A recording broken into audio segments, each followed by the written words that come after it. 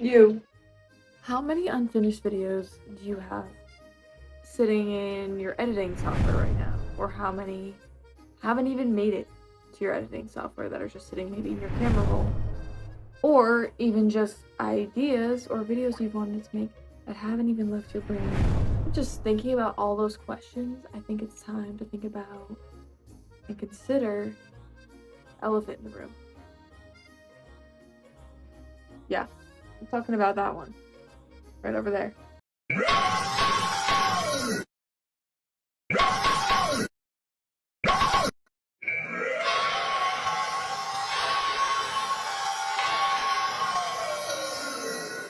It's time to address your YouTube graveyard as well as mine, because this is a call out for myself. And you may be asking yourself, what is a YouTube graveyard slash the waiting room, the YouTube waiting room? In my mind, it's essentially the twilight zone of YouTube. A gray area, like videos that you're working on or concepts you have that do not see the light of day and just sit in your editing software. AKA, they just don't get posted. I also drew inspiration from a YouTuber who coined this term, so I forget which video it is. If I find it, I will add it here. But she had a great way of explaining this as well. But this is my approach to the YouTube graveyard. The YouTube graveyard is a place where these ideas often die because we believe they are too perfect, or too imperfect, or even too raw. And especially in my case scenario, I think this applies to the definition as well, too boring, uninteresting. And I think that's been my biggest excuse to date. I'm not trying to start off this video in a negative way at all, but I think there is some beauty to having, your YouTube graveyard or waiting room of videos you're working on or projects you're working on in DaVinci Resolve, Final Cut Pro, any software you're using, CapCut, anything. Wherever you're editing your videos. I believe heavily in this principle that Greek, one of my favorite current artists, has applied to the way he creates music, and that is just getting reps in for your outcome, your creative outcome. So in his case scenario, it is music. So he believes heavily in the 10,000 hour rule, where he created 100 songs, and then when he was done, he deleted them all. And if that's what gets you going on YouTube, just reps before you post, then try that. But the point of this video is we're trying to work on getting past, just the reps. There's nothing wrong with having videos you don't get back to, but if that's always the case scenario, there's something that has to change next year, and we're going to work on this together. I believe practice makes close to perfect, and also practice just makes you know more about yourself and your process with this and making it more of a habit. And I think it's awesome to appreciate the beauty in having things that you're working on. Or I know the goal for next year for all of us, at least anybody who may be watching this video, is to, in order to progress further, we must push through the imperfections and criticisms and move past them and post them anyways. So creating content, even if it isn't the most perfect thing you've ever made, the most aesthetic thing you've ever made, just post it anyways. And do it consistently. So we're going to talk more about that in a second. And I also think we often get in our own heads about the scale or quality. That's the reason why most things are on my YouTube graveyard, is because they're not up to my standards, and they're not going to be because I haven't truly actualized my standards, because I haven't reached a higher potential yet, because I'm still working on it. But that's the beauty of just posting anyways. You can see yourself progress over time. And if you're not cringing at your older self, like as most people say, there's something wrong. The more you post, the more you're gonna look back and be like, wow, I was an amateur at this, or I really didn't know how to present myself in front of the camera, or something like that. Okay, sorry that may have been a lot of yapping, but here are some of the steps that I'm going to take, and I encourage anyone who is looking to post consistently next year, steps and tips to apply to this process to make it more digestible. So first of all, I think this is one of the most helpful things that I've ever done in the past that I was doing consistently for a short amount of time, but it did work. And that is creating a content calendar or goal with specific actions, time slots to make this possible. So mapping out your month. Sorry, my sister is literally watching the Sex and the City movie downstairs, so it is so I think planning out your month and visually seeing it, not just, okay, I think on Monday I'm gonna do this. You need to visually create what you want to see. Visually write it down. Like it's like when you're in class and you're listening to a lecture, but you will not have any information to go back to if you don't write notes on it. So I think that's what it goes with. Like the same principle applies to writing down the goals that you have, and it helps make them more possible in your mind.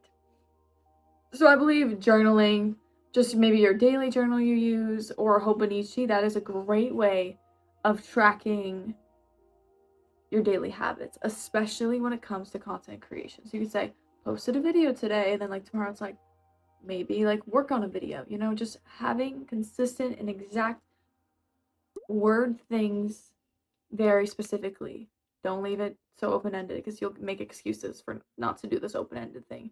Make it specific. My second goal is to engage yourself more in long form activities so this doesn't feel so alien or draining.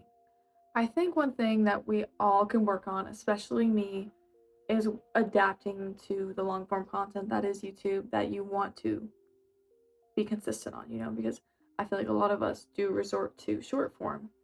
So I think it's just stretching your brain and applying your brain not to just absorbing content that's longer, but actually turning your life into a bunch of activities that are long form, such as, reading instead of watching a Young Sheldon clip on TikTok. Like increasing or building upon your neuroplasticity when you're just sitting in the car and having a silent drive, letting those ideas come to you for these videos and write them down. Have a commonplace journal as soon as you get out of the car. Write down these video ideas and immerse yourself more into your creative capabilities. How can you pursue a YouTube channel which is inherently creative if you don't engage with your creativity at all?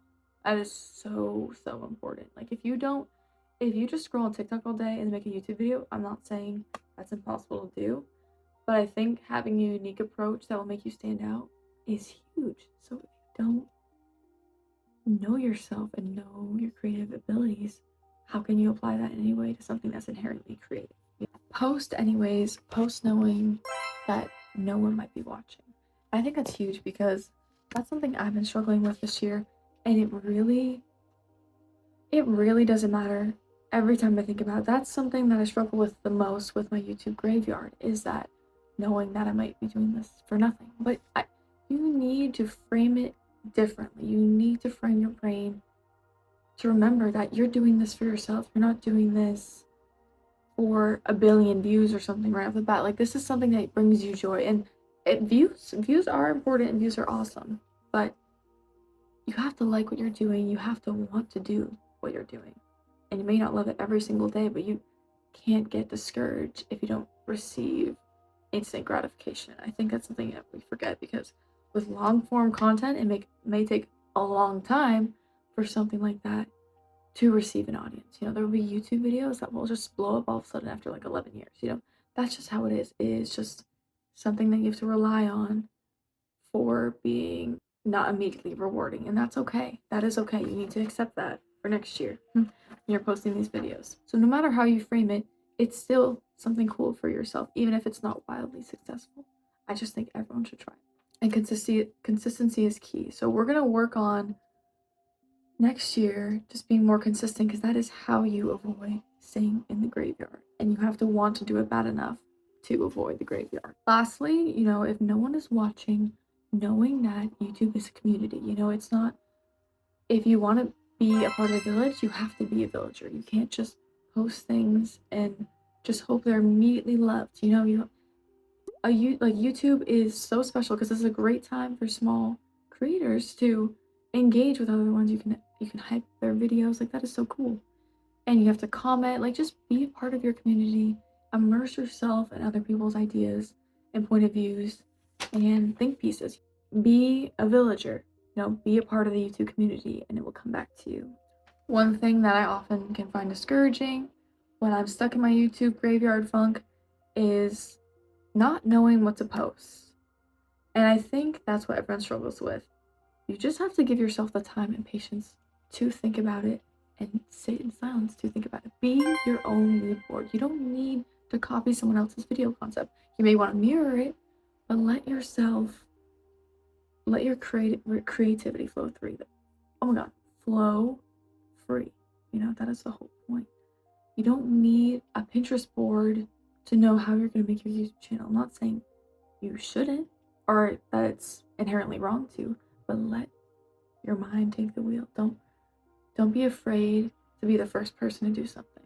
Assess your priorities for next year and assess them heavily. So for me next year, I obviously want to go to the gym more and I want to engage. I want to read 24 books. I read 12 this year. But you have to assess what is the most important to you.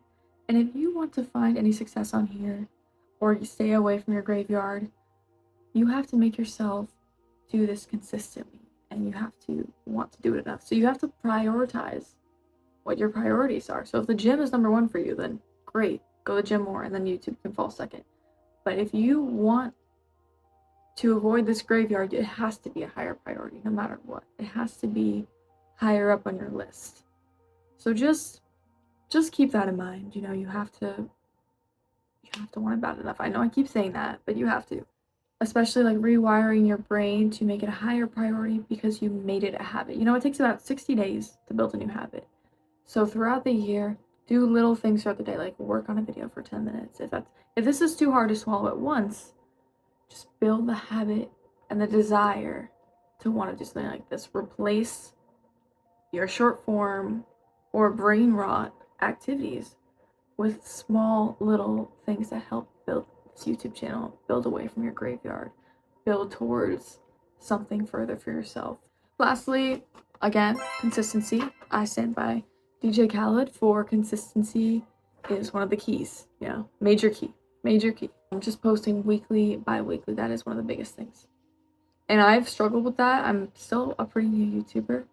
But my goal next year is to post weekly or bi-weekly and include shorts in between the videos because I think that's fun too. I do enjoy a little bit of short form content. So just making sure you are consistent with it. That is my yap for the day, and I hope this motivated you in some way because I am so excited for this new chapter in 2026, and I set some goals at the end of last year, and I've definitely worked towards them, but I haven't been as consistent as I'd like to, especially with YouTube. And I'm just trying to find ways as a 23-year-old to reconnect with my creativity because I feel like in college it dwindled quite a bit because I was focused on education and now I'm focused on the corporate world, and I think something gets lost so easily, and I think this is a great thing to try for next year. Stay consistent with one thing and commit to it fully, and that's my goal for next year with YouTube.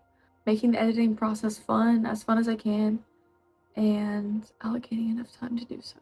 But yeah, that is my little yap for the day, and I'm wishing all of you lots of luck and love into the new year, and we got this. Like, I don't know who else is watching this, and if anyone's watching this, but next year is going to be our year, especially for ourselves, no matter which outcome you get this. But I hope all the best for you, and I will see you guys soon because you know consistency. So yeah, all right, best.